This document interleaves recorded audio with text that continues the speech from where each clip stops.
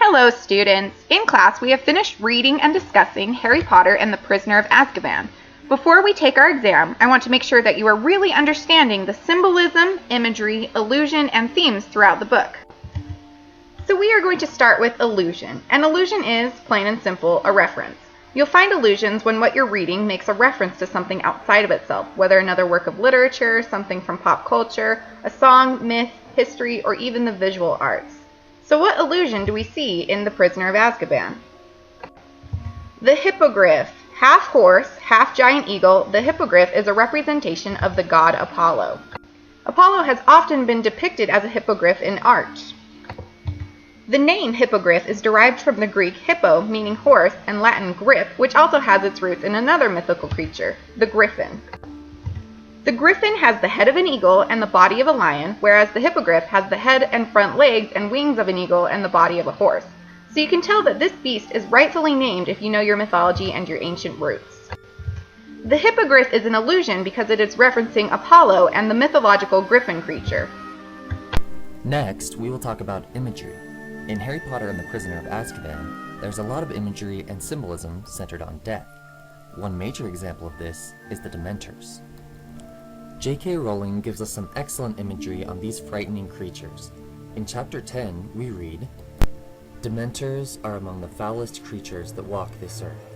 They infest the darkest, filthiest places. They glory in decay and despair. They drain peace, hope, and happiness out of the air around them."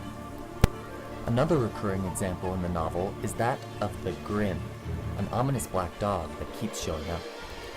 Ron tells Harry that his uncle was rumored to have seen a Grim and died the next day. Although we eventually find out that the black dog is not the Grim at all, Harry is told throughout the book that seeing it is a bad omen symbolizing death. Fortunately, not all of the death imagery is negative. Harry's Patronus, for example, seems to be an image of hope while facing death and despair.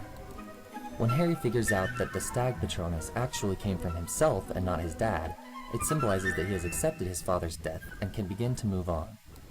Harry Potter and the Prisoner of Azkaban also contains a lot of symbolism, especially found within the names of the characters. Symbolism, as we know, is the act of implying meaning through a different representation. The first example we see of symbolism in names is through the character Sirius Black. Sirius, as we know, is Animagus is a black dog. Sirius is named after the star, which is also known as the dog star, so Sirius Black, literally translated, means black dog. The second example of symbolism is through Professor Remus Lupin. As we know, Professor Lupin is a werewolf.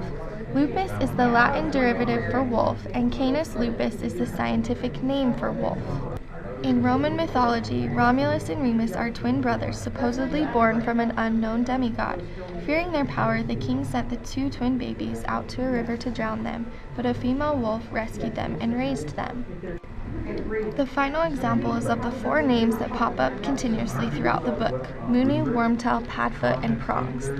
Moony refers to the moon, which, as legend has it, werewolves turn with the cycle of the moon. This corresponds to Professor Lupin, whom, as we just discussed, is a werewolf. Wormtail refers to Peter Pettigrew, who was friends with James, Sirius, and Lupin, but later turned into a spy and betrayed the Potters to Voldemort. His Animagus is a rat, whose tails can often be described as resembling a worm, hence the name Wormtail.